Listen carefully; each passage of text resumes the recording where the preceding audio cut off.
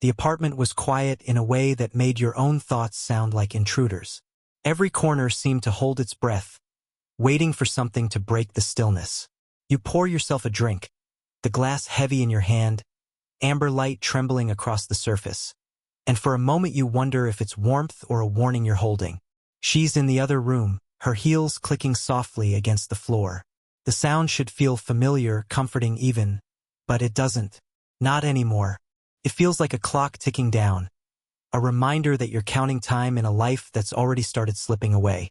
You watch her through the doorway, the way she moves, the ease with which she inhabits a world that somehow feels separate from yours. The woman you once adored is there, yes, but only in outline. A shadow stretched over the distance between you. Somewhere in the middle of endless meetings, deadlines, and ambitions, she's found a rhythm that no longer includes you. And you're still standing in the doorway of your own life, wondering when the music stopped and you didn't notice. You tell yourself it's just stress, that she's tired, that the love is still there, hidden under the surface, just waiting for you to see it again. But deep down, you know those explanations are thin.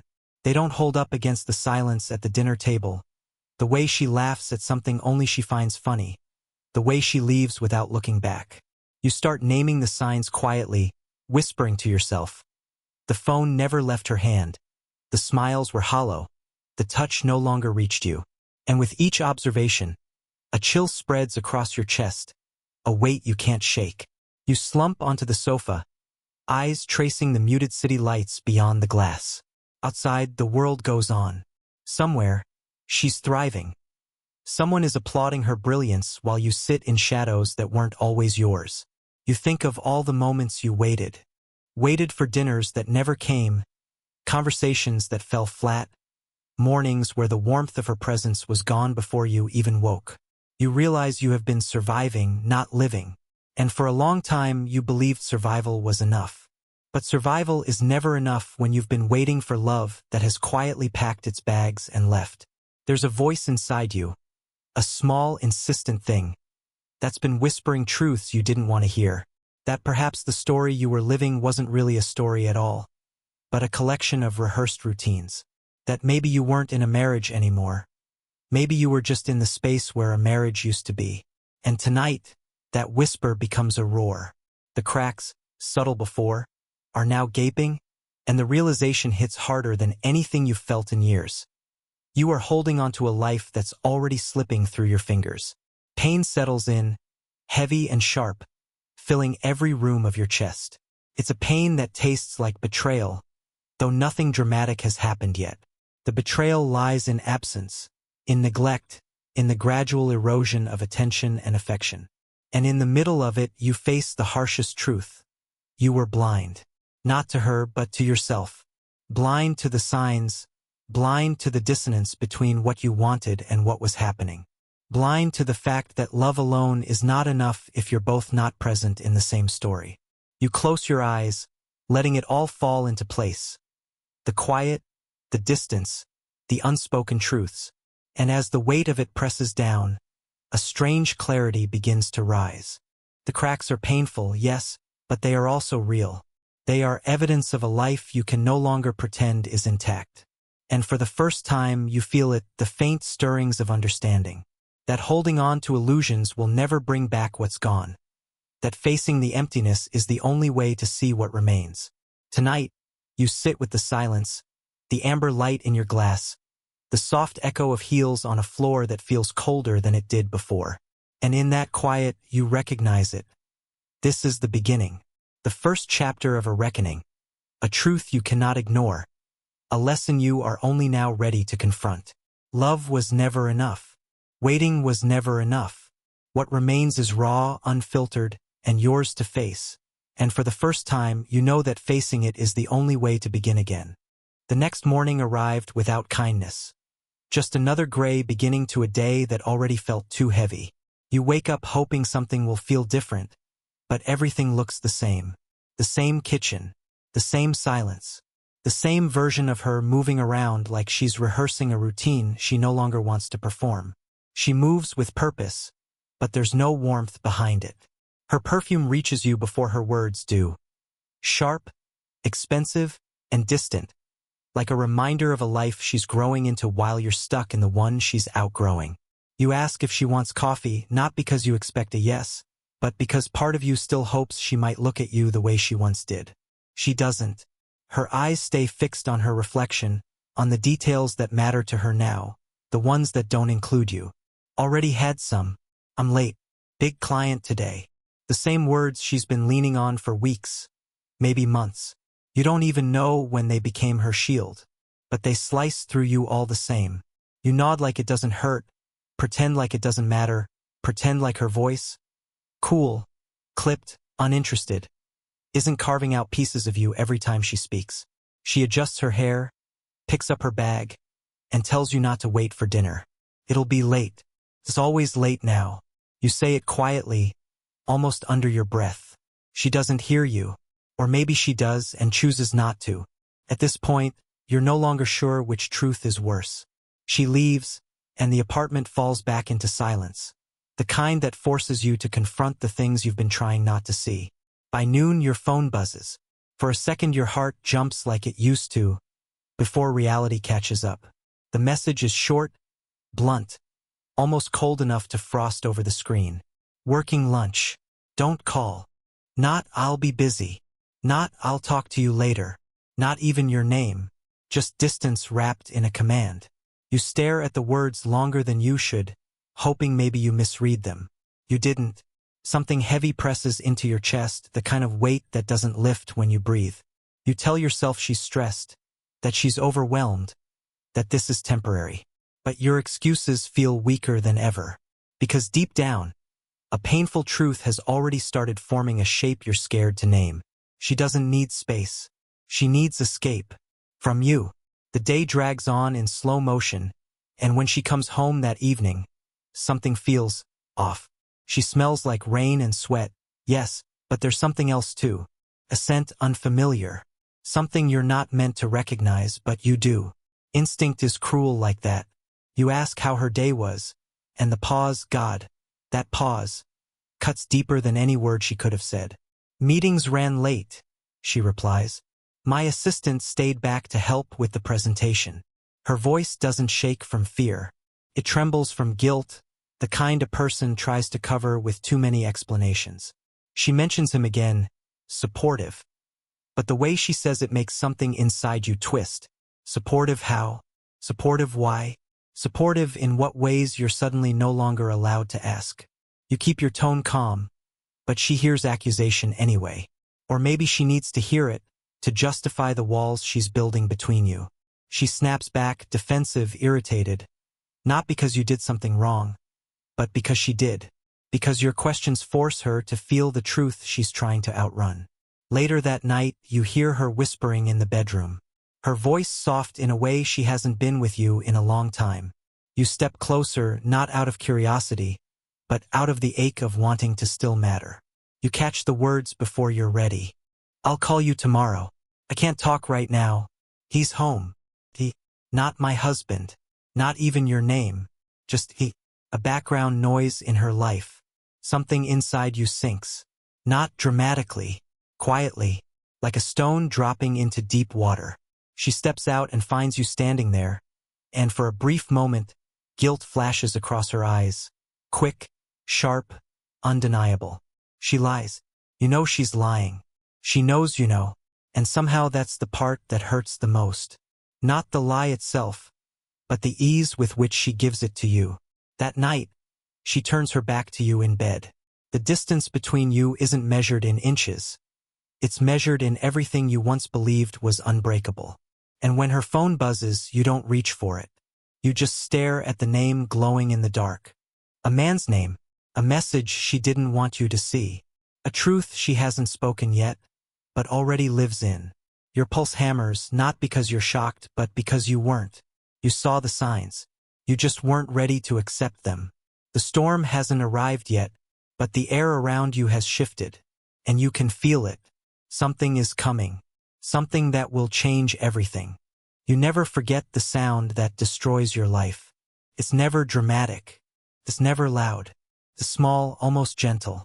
A single vibration in the darkness. One soft buzz that slices clean through your chest and leaves everything inside you trembling. That's what it was for you. Just a sound. Her phone lighting up on the nightstand while she slept peacefully beside you. She shifted, breathed out softly, but didn't wake. And maybe that made it worse, how easily she slept while your world hovered on the edge of collapse. You turned your head, not out of suspicion, but instinct. Just a glance, just a reflex, and then you saw it. I miss you already, Arian. A name you had never heard. A message that should never land on a married woman's phone at midnight. Your breath caught, your fingers went cold, and your heartbeat, steady only moments before, began pounding like it was trying to warn you, trying to pull you back, trying to prepare you for a truth you were not ready to face. You didn't pick up her phone. You didn't scroll. You didn't invade anything. You just stared at the glowing notification and felt something inside you splinter with a quiet, merciless crack. A crack that didn't break you immediately, but promised it would. Morning arrived, but nothing inside you felt awake. She hummed in the shower, her voice light, careless, floating through the steam as if the world was perfectly intact. She stepped out wrapped in a towel, gave you a soft smile, and for a second you wondered how someone could look so normal while your insides were falling apart. You're up early, she said. You weren't up early. You hadn't slept. You looked at her, really looked at her, and the question rose before you could stop it. Who's Arian? Everywhere you looked, there were ghosts. The couch where she curled up next to you during stormy nights. The kitchen where you cooked together, bumping into each other on purpose. The balcony where she promised forever with tears in her eyes. And now you realized how easy it had been for forever to become temporary. You walked into the bathroom and caught your own reflection. Someone you barely recognized. Hollow eyes, drained skin. A man who looked like he had fought a war he didn't even know he was in. You touched the mirror, your fingers tracing the outline of your own brokenness. What did I do wrong? You whispered. But deep down, you knew. Love doesn't collapse because you were weak. It collapses because someone else stopped choosing you. You didn't tell anyone. Not your friends. Not your parents. How could you? How do you begin a sentence like, "My wife slept with her assistant. She's pregnant with his child. And she looked me in the eyes while doing it." Some truths are too heavy for other people to carry. So you held it alone, letting it eat away at you in silence. And yes, you still slept next to her. Not because you forgave her. Not because you were okay. But because walking away felt too final when your heart still hadn't caught up with reality. You lay there every night staring at the ceiling while her back faced you. Her silence saying more than any confession could. You wondered if she faced him differently. If she looked at him the way she used to look at you, before everything fell apart. The thought stabbed you deeper than anything she said. One night, her guilt cracked. Just a little. "I didn't expect it to go this far," she whispered into the dark. You swallowed the bitterness rising in your throat. "You didn't expect consequences?" you asked. She wiped her tears like she wanted you to comfort her. Like she wanted you to feel sorry for her. "I made a mistake," she said. You shook your head, your voice breaking. A mistake is forgetting an anniversary. A mistake is saying something you regret in anger. But what you did, that was a choice. She covered her face with her hands. And for the first time, you didn't move toward her. You didn't try to soothe her. You didn't hold her. Something inside you had shifted. Later, you stepped outside and sat on the cold pavement, letting the night wrap around you. Streetlights buzzed above. Cars passed. People laughed. Life continued. But yours had stopped. You buried your face in your hands and finally let out the breath you had been holding for days. In that moment, you realized you had hit rock bottom. Not when she confessed, not when she admitted the affair, not when she told you she was pregnant. Rock bottom came when you accepted one devastating truth. You had loved someone who would have watched you drown, as long as she stayed afloat. And somewhere deep inside you, a spark flickered. Small, quiet, but real. Not revenge. Not rage. Clarity. A clarity whispering through the wreckage. You won't stay broken. Rock bottom changes a man. Not instantly. Not dramatically. Sometimes it begins with something so small, so subtle, you almost miss it. For me, it was waking up one morning and realizing the ache in my chest, the one that had lived there for weeks, had transformed. It wasn't heartbreak anymore. It wasn't panic. It wasn't even sorrow. It was a decision, a quiet one, but powerful. She slept beside me that morning.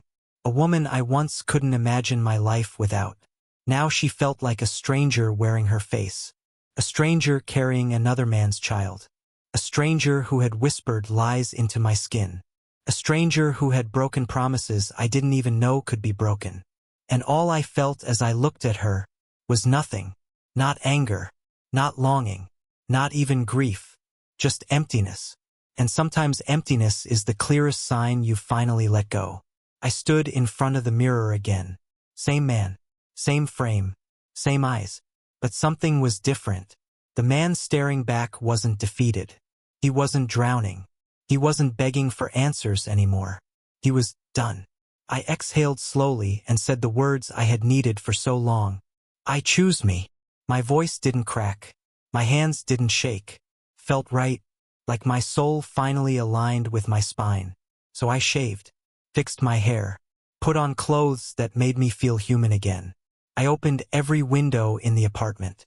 Let sunlight chase out the shadows she had left. Everywhere you looked, there were ghosts. The couch where she curled up next to you during stormy nights. The kitchen where you cooked together, bumping into each other on purpose. The balcony where she promised forever with tears in her eyes. And now you realized how easy it had been for forever to become temporary. You walked into the bathroom and caught your own reflection. Someone you barely recognized. Hollow eyes, drained skin. A man who looked like he had fought a war he didn't even know he was in. You touched the mirror, your fingers tracing the outline of your own brokenness. What did I do wrong? You whispered. But deep down, you knew. Love doesn't collapse because you were weak. It collapses because someone else stopped choosing you. You didn't tell anyone. Not your friends. Not your parents. How could you? How do you begin a sentence like, "My wife slept with her assistant. She's pregnant with his child." And she looked me in the eyes while doing it. Some truths are too heavy for other people to carry. So you held it alone, letting it eat away at you in silence. And yes, you still slept next to her. Not because you forgave her. Not because you were okay. But because walking away felt too final when your heart still hadn't caught up with reality. You lay there every night staring at the ceiling while her back faced you. Her silence saying more than any confession could. You wondered if she faced him differently.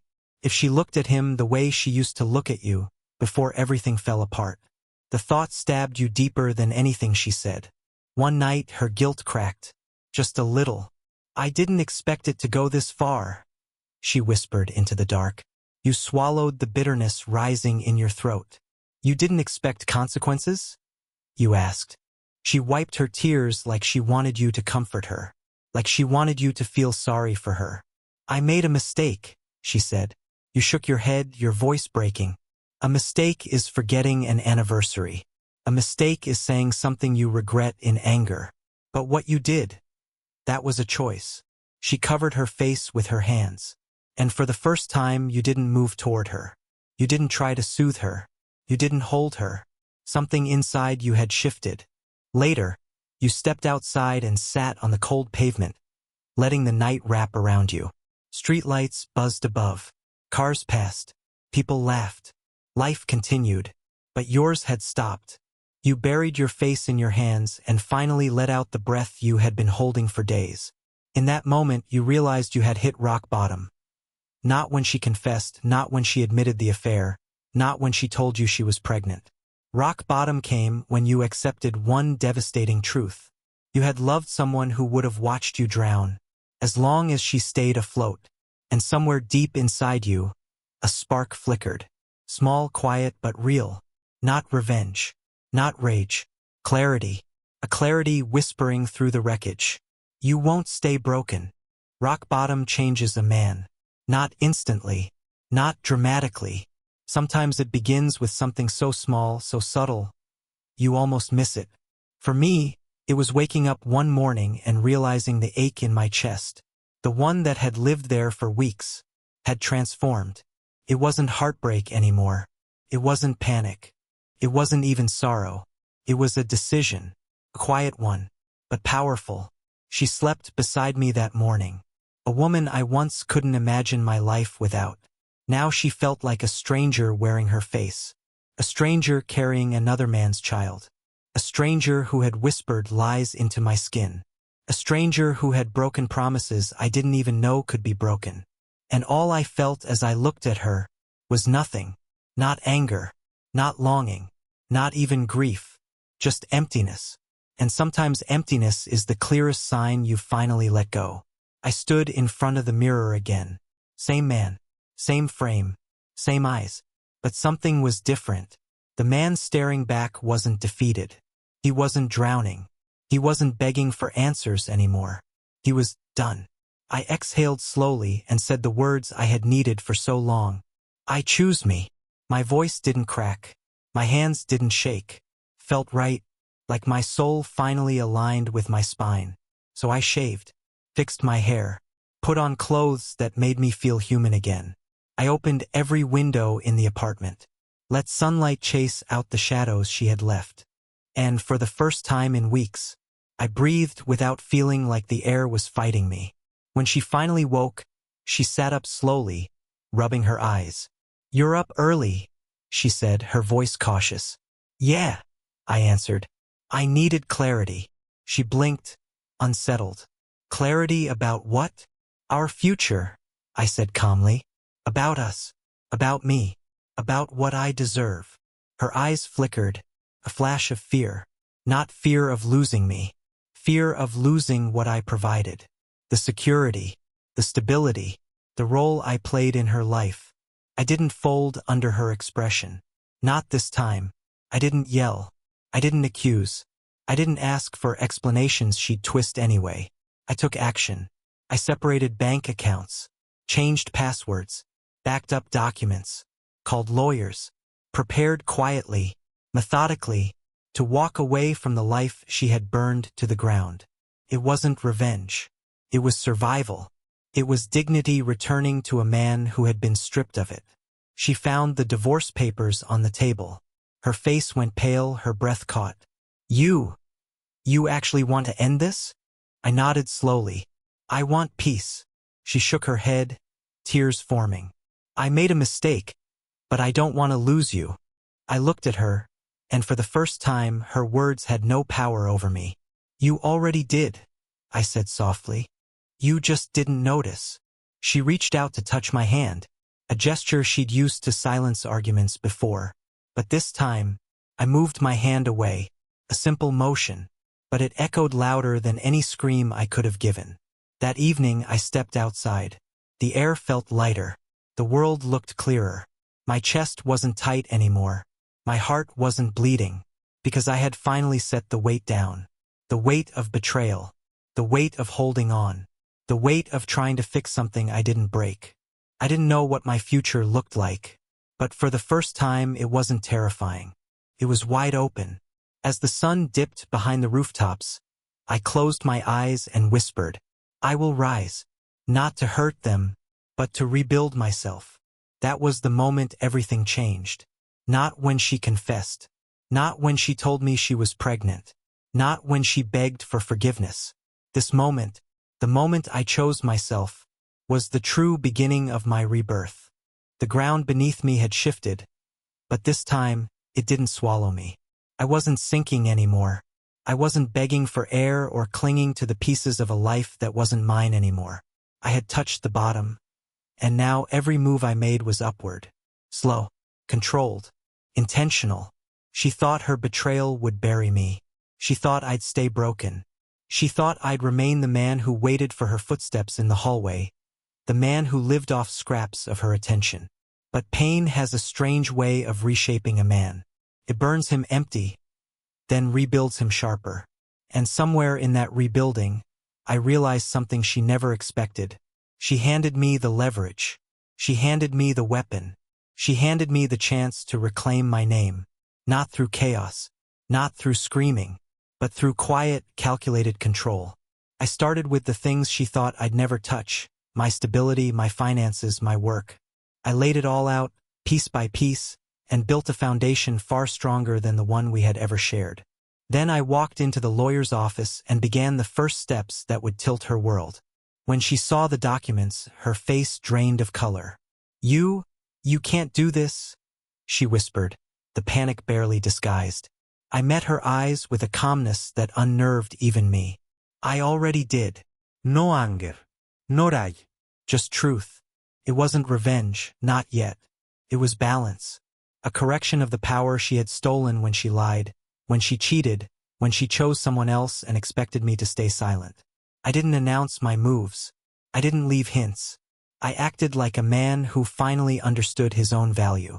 Over the next weeks, I stepped into the spaces she thought belonged only to her. I oversaw her contracts, attended meetings she used to mock me for not understanding, managed the public image she had once guarded like a crown. But now the crown sat in my hands, and every decision she wanted approved passed through me.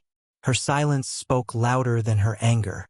I moved like a shadow, present, steady, impossible to ignore. Professionally, she depended on me now. Every approval, every decision, every move she made in public echoed with my influence. Her confidence, once overflowing, began to wilt. Her words trembled in rooms she once dominated. And she knew, even if she never said it, that the balance had shifted. Quietly, completely. But I wasn't just rebuilding my power. I was rebuilding myself. I poured my pain into discipline. Early mornings at the gym. Long runs where my lungs burned but my mind cleared. Dinners alone where loneliness slowly transformed into peace. Nights where I finally slept without waking to a nightmare wearing her face. I was becoming someone I actually recognized again. Someone I respected. Someone she no longer deserved. And the more I grew, the smaller she became in her own choices. One evening, she stepped into the office where I sat reviewing documents. Her voice had none of the sharpness it once carried. It was trembling now, thin, desperate. "Please," she whispered. "I need your help. I can't handle this without you." For a moment, I simply looked at her. Not with anger, not with longing, but with clarity. "I've been handling everything without you," I said quietly. "Now it's your turn." Her breath hitched. Her eyes widened. She finally understood. The power she once used to control me now belonged to me entirely. And as she stood there, shaken, I felt the shift settle into place. Solid, undeniable. This wasn't anger. This wasn't chaos. This wasn't revenge made loud or messy. This was the beginning of a new chapter. One where she finally felt the weight of everything she had done. And I finally felt the strength of everything I was becoming. A silent, devastating kind of justice. A rise she never saw coming. She thought she could pull me back into her orbit. She thought the same tricks, the charm, the guilt, the soft apologies would work again.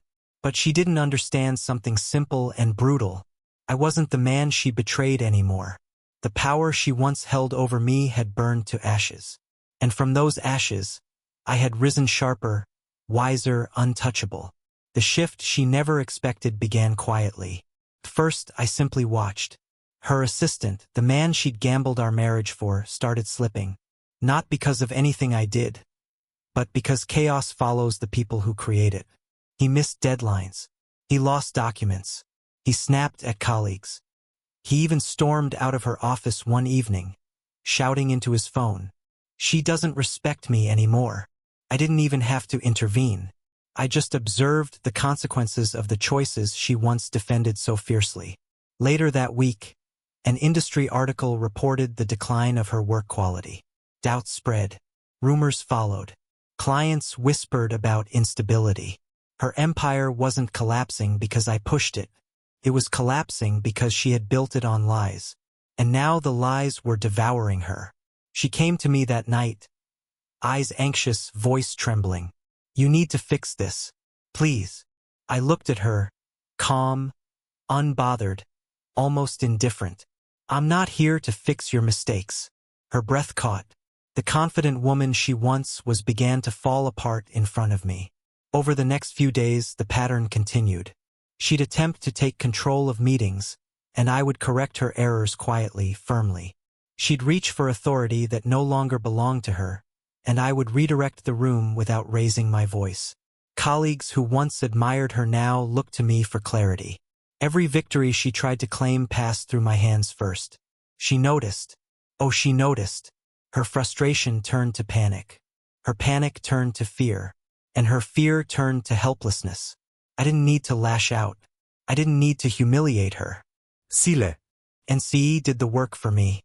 One evening, she finally broke. She stood in front of me in the dim office, her breathing uneven. "You think this is revenge, don't you?" she whispered. I tilted my head slightly, meeting her eyes with calm certainty. No. "This is balance." She took a step back, as if my words were physical. "I can't believe you've taken everything I thought was mine." Her voice cracked on the last word. I didn't respond. I let the truth settle into her bones. She had taken from me first. My trust, my peace, my home. And now, without anger or cruelty, I had taken back what was mine. My voice, my power, my freedom. As she turned away, her shoulders trembling, something in me shifted. I didn't feel triumph. I didn't feel satisfaction. It was deeper than that, calmer, heavier. I felt peace. Not because she was falling apart, but because I no longer was. For the first time since the night she whispered another man's name, I felt whole. Not healed entirely, but no longer bleeding. Later, she left the office alone, long after everyone else had gone home. I stayed behind, reviewing the contracts, the schedules, the pieces of a life she once thought she controlled. The silence felt almost sacred. I closed the final file and exhaled slowly. "This is only the beginning," I whispered into the empty room. "True justice is patient." The office was quiet, almost painfully so. Her presence used to fill every corner, every corridor, with energy and authority. Now it barely made a sound. She had learned what silence could do. The same silence I had endured for weeks, months, had become my weapon. Every meeting she tried to lead ended in hesitation.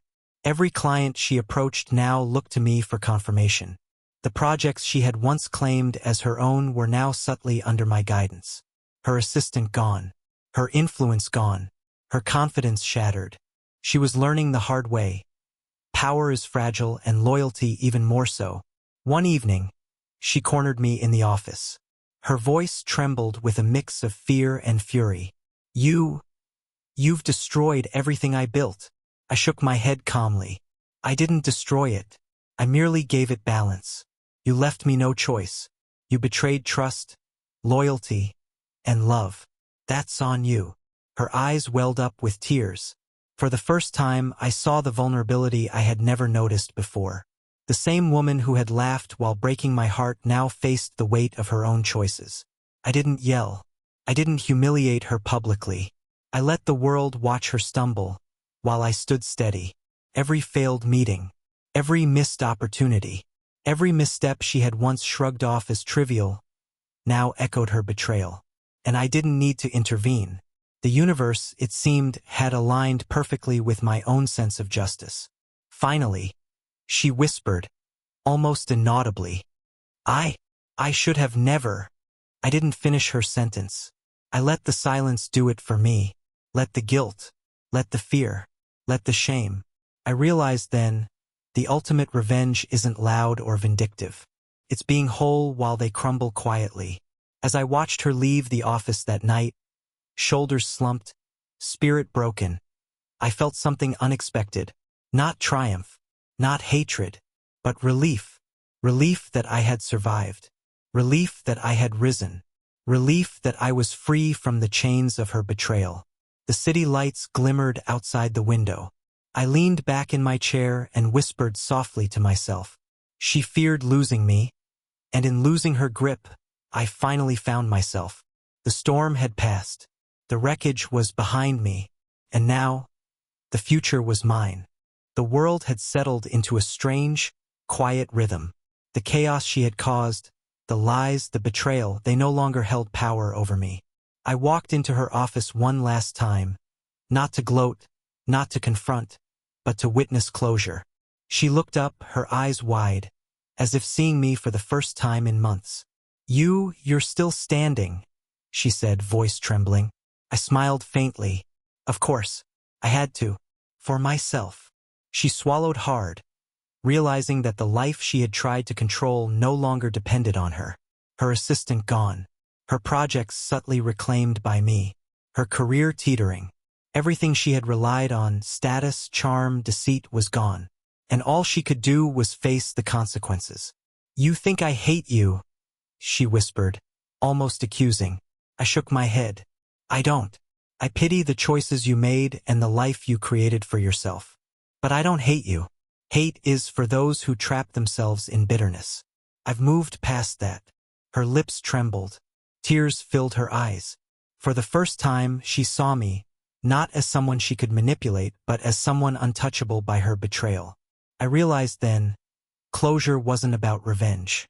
Closure was about peace. I returned the office to a semblance of normalcy. Clients and colleagues respected the quiet authority I now commanded. Her empire stabilized, but without her dominance, without the lies she had woven into it. And most importantly, I felt weightless. The anger, the grief, the pain, they were no longer chains around my heart.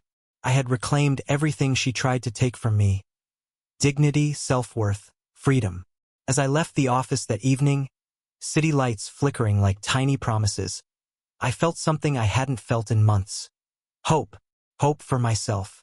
Hope for a life built on trust, integrity, and my own strength. She had taught me one final lesson, albeit painfully. Some truths are impossible to hide. Some betrayals always return to the one who caused them. And now I was free. I paused at the balcony, the wind brushing past me, soft and forgiving. I whispered to the night, "Truth always finds a way back. And when it does, it leaves only the strong standing." The apartment was quiet again. But this time it wasn't suffocating. It was calm, peaceful, like the soft exhale after holding your breath too long. I poured myself a glass of whiskey and walked to the balcony. The city lights shimmered below, distant and indifferent, yet comforting.